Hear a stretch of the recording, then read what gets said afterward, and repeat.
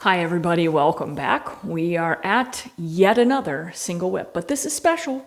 It's very special because it's single whip lowering down. Okay, let me show you the movement and then we'll break it down. We ended at cloud hands and single whip lowering down looks like this.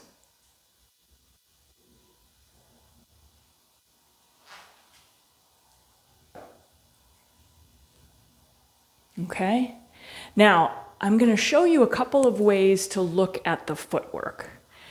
So when we do this movement, we spiral down into the right quad, step out with a left, and do our typical single whip. So you're either in a 90-degree or your back foot's at a 45.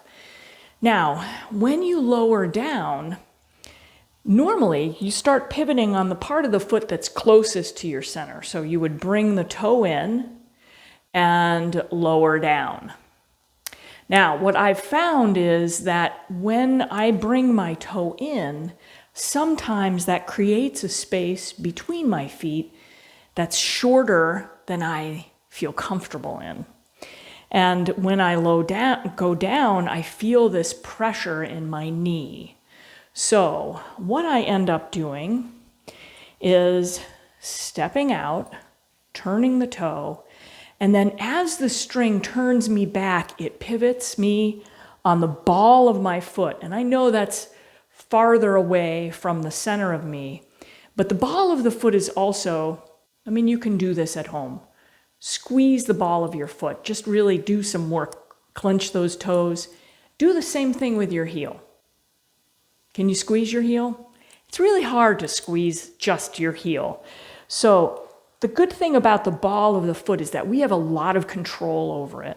So pivoting out and lowering down gives me the space that I need to go down in a comfortable way as I'm lowering. Okay?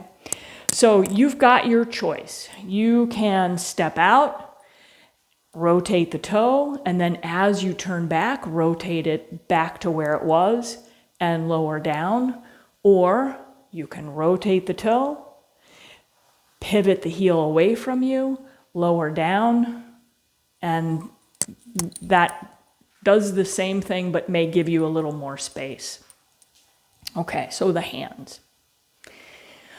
When we're working with the end of cloud hands, what's going to happen is the right hand just comes over with the hook, crane's beak, left hand comes up, and notice those rotations. Arms are always moving in these spirals.